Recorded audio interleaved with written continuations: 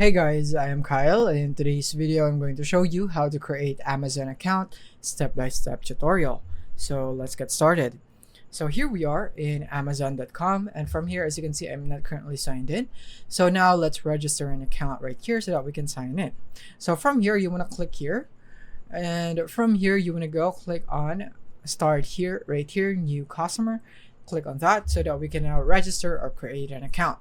And by the way, you can also do this even if you're just in mobile. You can just go into a browser and go into Amazon.com and basically do the same things right there.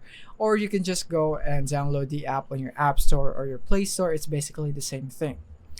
And from here, you want to create an account. So your name right here. So let's say just like that. And then your mobile number or email. In this case, I'll just be using an email right here.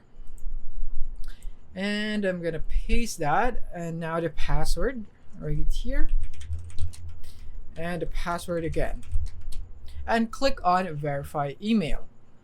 And then you would need to go for this captcha first, so you would need to complete this first. Click on continue.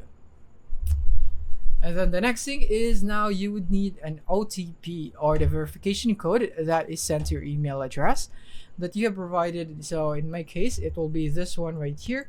So you want to go into your mailbox of your email. So I'm going to copy this right here, and then I'm just going to go and paste this right here. Tap on verify.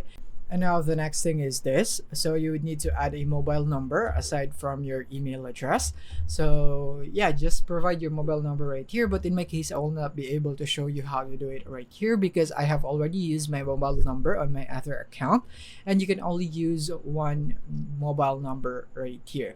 But after you have added your mobile number and verified it, because Amazon would send a verification code just like in your email, then after that you are all good to go. You should now be able to sign in into Amazon.